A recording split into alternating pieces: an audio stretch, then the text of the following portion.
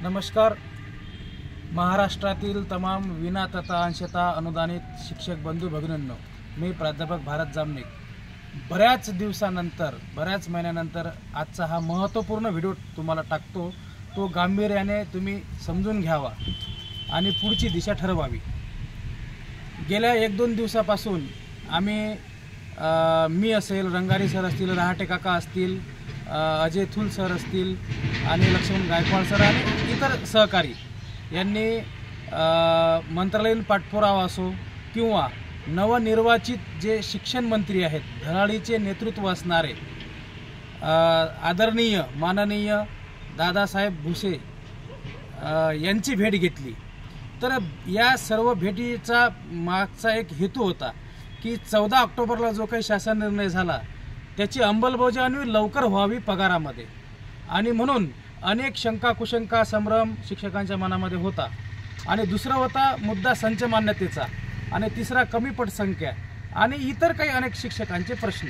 तर म्हणून आता या भेटी दरम्यान आणि मंत्रालयीन पाठपुरावा दरम्यान असे निदर्शनास आले की आताच ज्यावेळेस आम्ही भेट घेतली शिक्षण मंत्री साहेबांची, त्यांनी सांगितलेलं आहे की जेव्हा आम्ही विचारलं की बाबा 14 ऑक्टोबर 2024चा जो GR आहे त्या GRची अंमलबजावणी व्हावी आणि त्याचं रूपांतर वाढीव टप्पा म्हणजे पगारामध्ये व्हावं, तर त्यावर त्यांनी असे आश्वस्त केले आम्हाला की नुकताच त्यांनी आता पदभार सांभाळलेला आहे आणि हे सर्वांनाच माहीत आहे।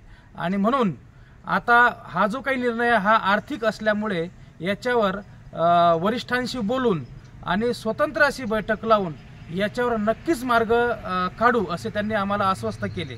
आणि त्यानंतर आदरणीय ज्ञानेश्वर म्हात्रे सरांच्याच माध्यमातून शिक्षण मंत्री साहेबांची सुद्धा भेट झाली आणि आदरणीय ज्ञानेश्वर म्हात्रे साहेबांच्याच माध्यमातून आम्ही मंत्रालयीन पाठपुरावा केला। तर मंत्रालयीन पाठपुराव्यामध्ये आम्ही जे काही पेंडिंग थकीत बिलं होते आणि जे काही पगाराविना थांबलेले शिक्षक होते आणि पुढेही त्यांचा निधी लवकर मिळावा यासाठी पाठपुरावा केला असता तिथे लक्षात आलं की कालच म्हणजे 6 तारखेला आपली अर्थविभागात फाईल गेलेली आहे, ती मंजूरसुद्धा झालेली आहे आणि ती आता प्रोसेसमधून 2-3 दिवसात ही प्रोसेस पूर्ण करून लवकरच काही पेंडिंग निधी आणि काही हा मागचा निधी लवकरच पगार आपल्या खात्यावर पडणार। आता शंका कुशंका अशी वाटते की आता वाढीव टप्प्याचं काय, तर शिक्षक बंधू भगिनींनो, एकच माझं असं मत आहे की एकच लक्षात असू द्या की रडल्यापेक्षा कधीही लढलेलं बरं, म्हणून आम्ही तेच काम करतोय।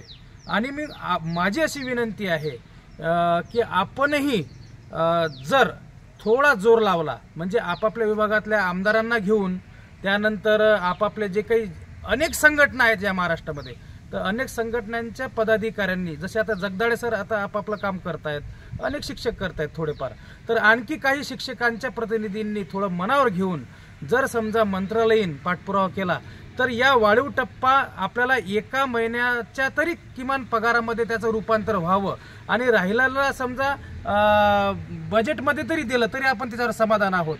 आणि म्हणून एखाद्या महिन्याचा पगार आपल्याला वाढीव टप्प्याचा मिळावा यासाठी एक गांभीर्याने लक्षात घ्या की यावर आपले जे पालकत्व स्वीकारणारे, महाराष्ट्राचे पालकत्व स्वीकारणारे, धडाडीचे नेतृत्व असणारे आदरणीय माननीय मुख्यमंत्री साहेब देवेंद्र फडणवीस साहेब व दोन्हीही उपमुख्यमंत्री म्हणजे एकनाथ शिंदे साहेब असो किंवा अजितदादा पवार साहेब असो, तर यांच्यापर्यंत आपल्याला जाणे गरजेचं आहे। आणि जर मुख्यमंत्री आणि दोन्ही उपमुख्यमंत्री यांच्या पुढे यांच्यापर्यंत आपण जर फॉलोअप मार्फत म्हणजे पाठपुरावा मार्फत आपण गेलो आणि त्यांना आपला हा प्रश्न त्यांच्यापुढे हा प्रश्न आपण ठेवला आणि त्यांना आपण भेटलो, तर नक्कीच हे तिघे पण आपला प्रश्न मार्गी लावू शकतात। अशक्य काहीच नाही, गांभीर्याने लक्ष घ्या, अशक्य काहीच नाहीत। हे 10-15 दिवस फार महत्त्वाचे आहेत आणि म्हणून विनंती एवढीच आहे की रडल्यापेक्षा लढलं बरं आणि प्रयत्न करणे गरजेचं आहे, नाहीतर मार्चच्या नंतरच आपल्याला वाढीव टप्पा भेटेल ही तेवढं सत्य आहे। आणि म्हणून निधी उपलब्ध ही जी काही बाब आहे ही बाब काहीतरी मार्ग काढणार असं मुख्यमंत्री साहेबांनी आदरणीय ज्ञानेश्वर म्हात्रे साहेब आमदार कोकण विभाग शिक्षक मतदारसंघाचे यांना आश्वस्त केलेलं आहे नागपूरमध्ये हिवाळी अधिवेशनामध्ये की आपण मार्ग काढू। मग तो मार्ग काढण्यासाठी आपल्याला सुद्धा प्रयत्न करणे गरजेचं आहे।